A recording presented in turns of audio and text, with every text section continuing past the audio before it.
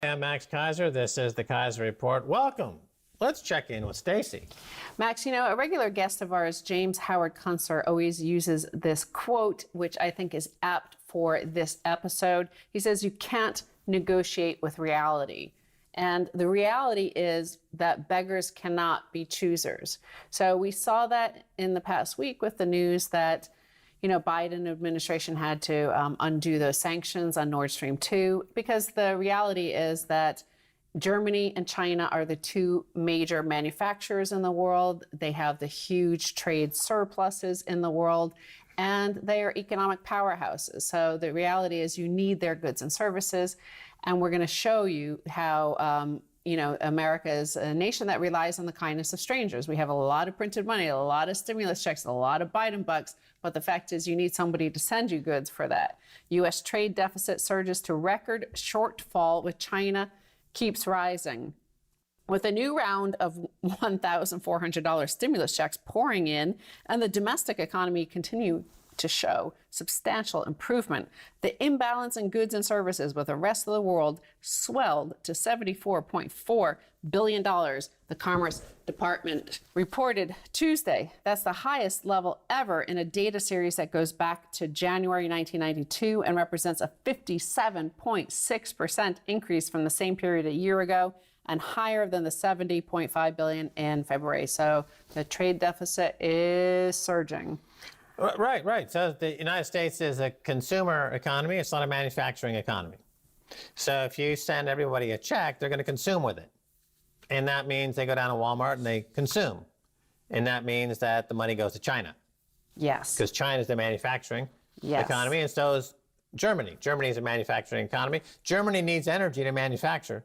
Yeah. And that's why the sanctions with Nord Stream 2 were lifted at Germany's request. Yes. So it's a big win for Germany because they're a manufacturer. They need the energy. And all the intermittent outages on the pipeline now, which goes through Ukraine, which became the subject of sanctions, they said, you know, we're not interested in that. We just want the energy because we're a manufacturing country, so we can send you our BMWs and send you our Mercedes-Benz, and you can buy them from us with those dollars. How long we keep taking those dollars, that's another question. Yeah, so you had the IMF calling for a new Bretton Woods. You had the, you know, World Economic Forum, and I think it was the UN that they were working with, calling for a great reset. So in that sort of thing throughout history, these moments post Thucydides trap, what you see are grand bargains being struck, and you always need allies at your side of the table. So if you need Germany on your side at the Great Reset, that you're going to do what they want. Now, in terms of China, where, of course, like we're saber rattling with them. It started under Obama in 2012 when he did the Asia pivot, and then Trump accelerated with the, you know, his trade wars, and now Biden is at least posturing, right? They certainly, you know, the MSNBC mouthpiece sort of the Biden administration pushes a Cold War with China. But this all started, of course, you know, with Obama in 2012 and what happened in 2013. They knew that China was about to announce the Belt and Road Initiative, i.e. instead of plowing all of their trade surplus that they have into treasuries, they started plowing it into lending out to vast areas of the world to build infrastructure and make sure that they become client states of China instead of the United States. But that chart, I mean, just dramatically to see this chart of exactly where we are in this crisis versus 2008, because in 2008, imports from China collapsed along with the economy. This time, it's pretty shocking. U.S. stimulus has created a boom in China. And that's a tweet from Zero Hedge, but they're linking to an article from Charles Hugh Smith of Two Minds, another frequent guest. And I want to show you this chart just to show you the dramatic quality and nature of it. This is the U.S. Goods deficit with the rest of the world, China, Mexico, Germany, lots of countries. But you see it go to all-time lows or highs, I guess you could say. The green bit is the services surplus. So we usually have a services surplus, and that's like Hollywood, intellectual property, software, Boeing jets and stuff like that are all, well, I guess they're included in goods and deficit, but like legal fees, banking services, stuff like that. That also declined, unlike back in 2008. We also saw a decline in the goods deficit as well. Right. Across the spectrum of the economy, they've got a trade deficit with China that's growing out of control, continues to grow out of control. It has been for a lot. You mentioned in the second half, we're going to get more into this. And, the United States has this position that it's an indispensable country, that they've got the moral high ground. And the rest of the world is now maneuvering outside of U.S. influence. But the U.S. is doubling down on their quote unquote soft power. And that the rest of the world attitude is toward the U.S. is that they look at the U.S. as a bit of a snob. Right? They'll say, you're being a bit snobby there, U.S., your moral high ground talk. So I think we'll just do a complete end run. We'll do the energy, go around your Ukrainian puppet. We'll do Hollywood. We'll make our own Hollywood movies, and we're going to modify them, censor them as we see fit. And you can't do anything about it because your dollar, which has been the basis of your empire, is now no longer good here. Suck it up. It was a unique empire in that it could issue this fiat currency. Never in history have any of these empires been able to do that. Thomas Jefferson, for that reason, of course, you don't want to be a bankrupt nation, because a bankrupt nation becomes either authoritarian or chaos and street riots, bad stuff happens. So he had said something along the lines of trade with all nations, foreign entanglements, none at all. We don't want to be any foreign alliances or entanglements. We just want to trade. That's the position Germany's in, of course, because they can't just print up dollars and send it. So they're focused on their own domestic economy. And that's the problem with the Triffin dilemma, as we've covered as well, is that this U.S. dollar causes that goods deficit there. And Charles Hugh Smith points out that while it's all too easy to blame China for soaring trade deficits, nobody forced corporate America to transfer supply chains to China. It was all done to maximize profits, because that is all that matters, right? If we examine the chart of U.S. corporate profits, we noticed that they were around $700 billion annually in the high-growth 1990s, when America's trade deficit in goods and services fluctuated between $100 billion and $175 billion annually. Once China entered the World Trade Organization in 2001, corporate profits and trade deficits skyrocketed. So that little bit right there, that's where China enters the WTO. Here's corporate profits soared, where obviously they're able to vastly underpay Chinese workers versus American workers. And we're in this situation now. Right. Too bad America doesn't believe in free market capitalism. They think that they need to be mucking around in everyone else's backyard, whether it's China, mucking around in Ukraine has had the consequence of pushing Germany into the influence together with Russia. Now that's a very powerful axis. Good luck dealing with that, America. And going forward, the only thing you have to fight back with is the money you're printing by the trillions and trillions and trillions, and it's becoming Venezuela, Bolivar-like worthlessness. Oh, gosh, I guess we lose. Too bad. I'm buying Bitcoin.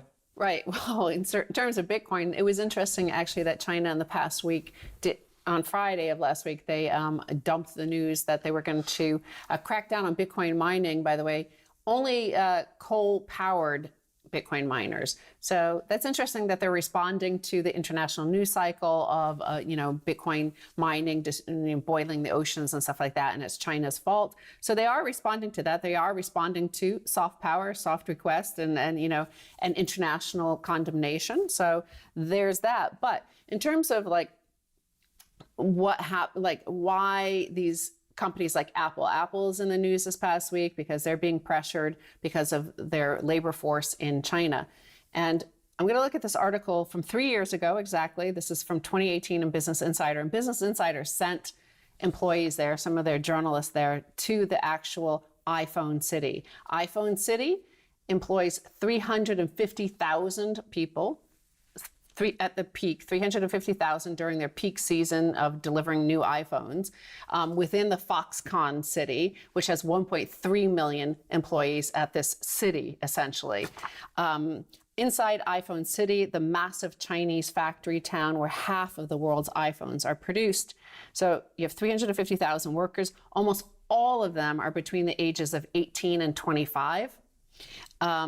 in 2018, when this article was written, they were earning anywhere between $350 and $850 per month.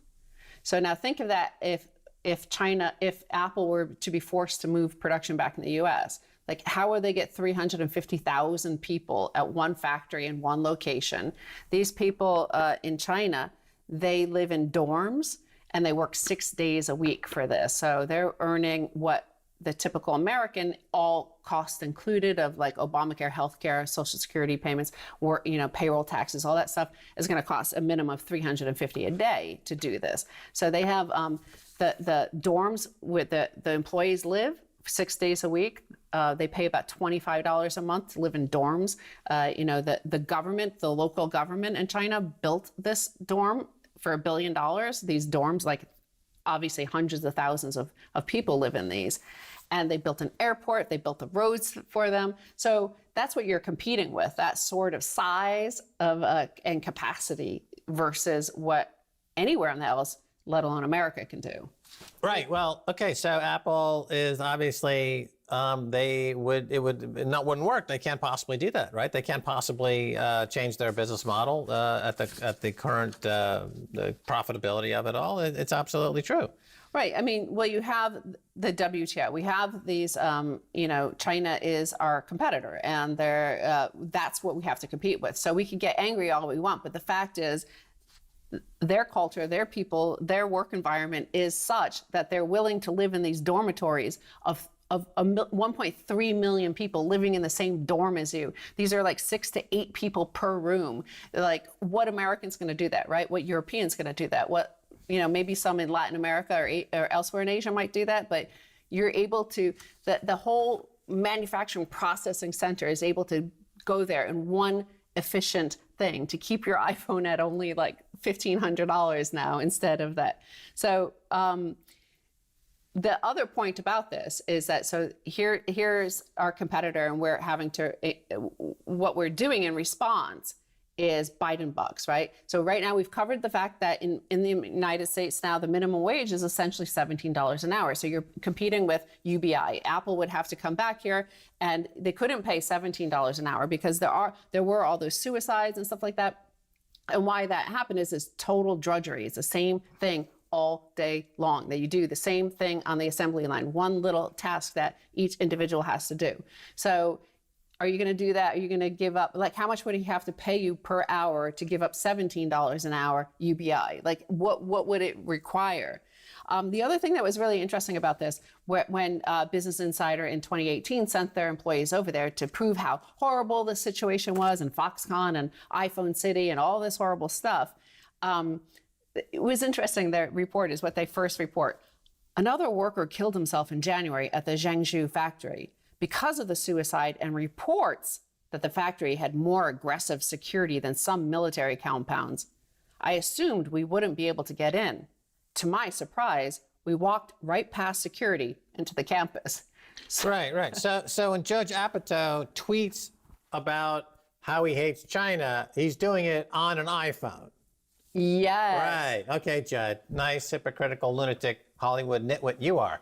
Hey, we're going to take a break. And when worse than Bill Maher. Don't go away.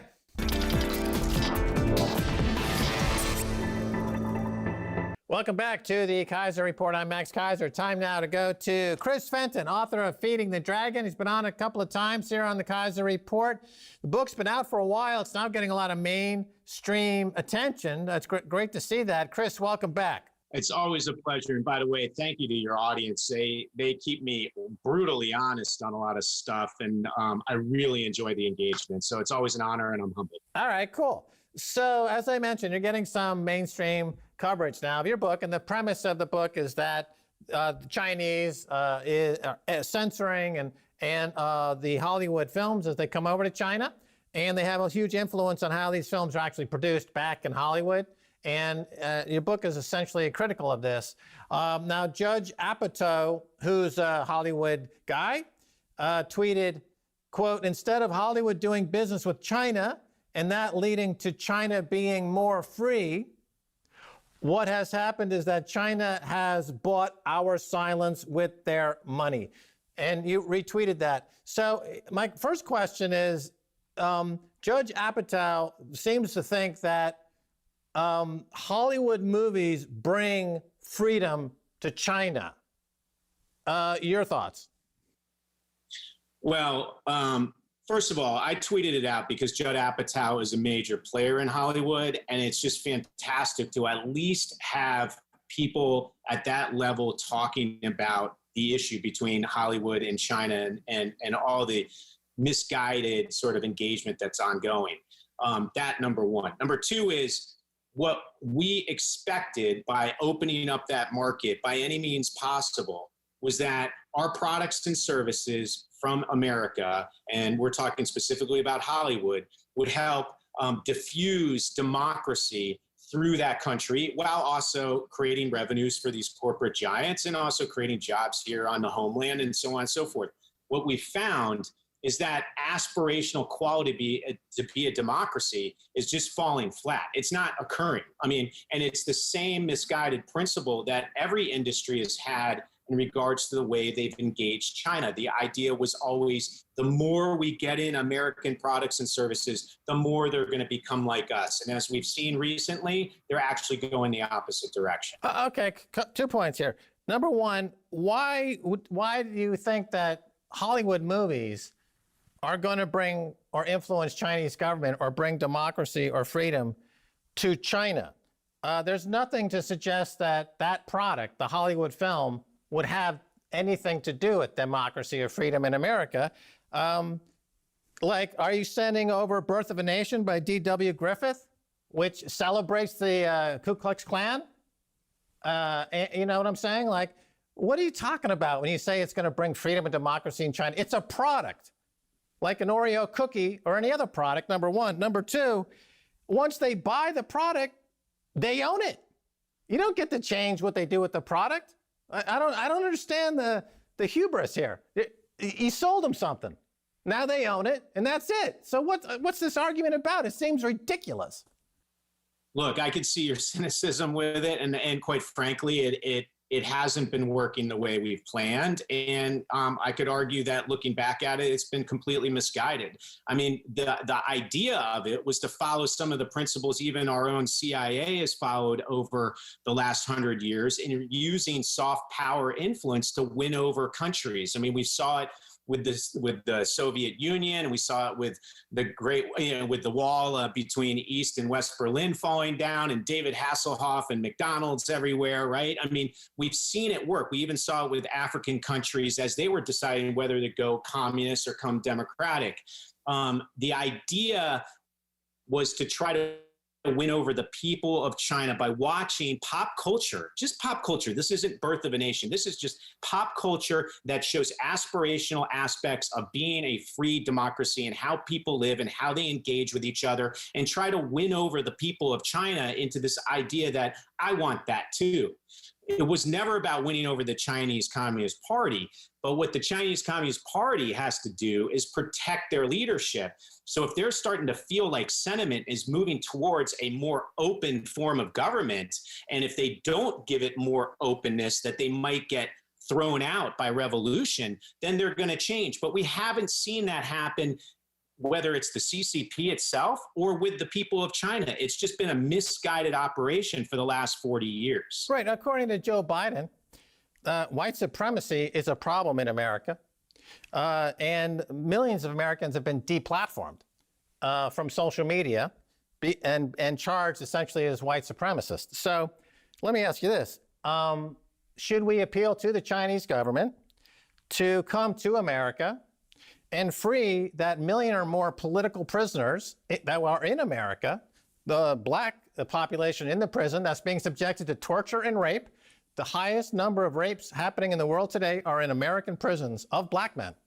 So should we go to China and say, please come here and free 1 million or 1.5 million black men from the torture and the concentration camps of China? I mean, you know, this is such a ridiculous argument to make that Hollywood, like Judge Apatow, some frickin' nitwit in Hollywood, is complaining that the checks he's getting from China somehow aren't good.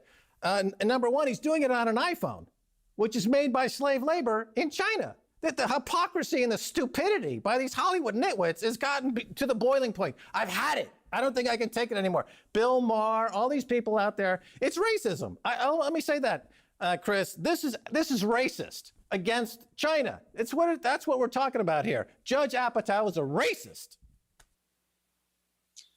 Look, looking in the mirror is something that we all need to do. I mean, because quite frankly, China's playbook that they've been using against us the last 40 years is the exact same playbook we used against the Europeans back in the early 1800s when we were starting our own industrial revolution. There was all kinds of tech theft and protectionist policies and tariffs and IP theft and everything on the backs of Europe to build our own industrial revolution. And then one day Europe said, hey, enough is enough.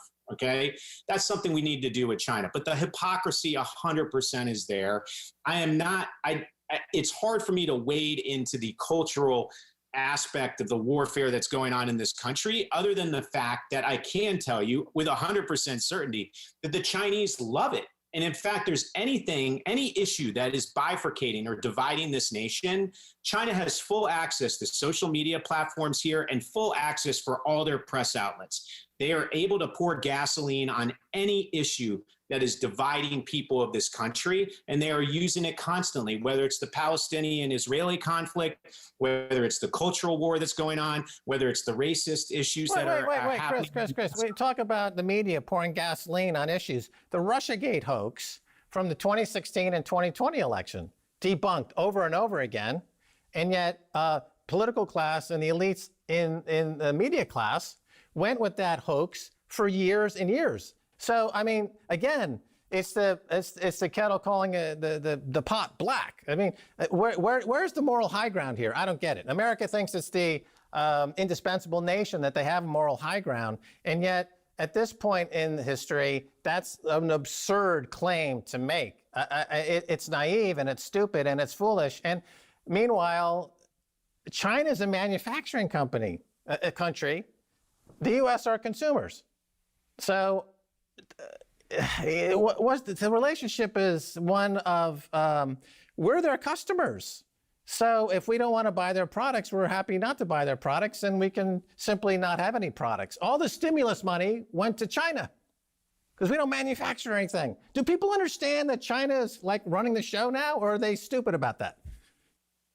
Well, that's one of the issues. I mean, first of all, it's very hard to try to push this idea that we need to do something drastic about the relationship between the U.S. and China, and also say that China's beaten us at our own game, because people immediately shut off to that. I mean, there's a lot of people that think America is fantastic, blah, blah, blah, right? My position is we need to wake up, okay? Whether we're losing or winning, it doesn't matter. Quite frankly, I do think we're losing. But they're playing a game of chess and we're playing a game of checkers. And yes, we can get caught up in all this cultural warfare stuff, what the media is and isn't covering, this blame on Russia, which seems to be completely misguided and a red herring constantly that's distracting our attention. But the fact of the matter is we have a real national security issue when it comes to China. We have real censorship and freedom of speech issues when it comes to China.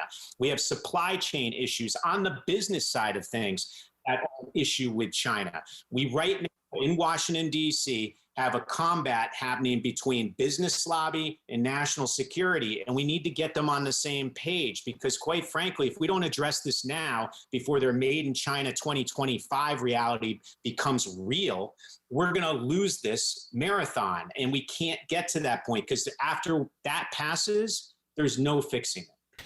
Well, you say it's chess versus checkers.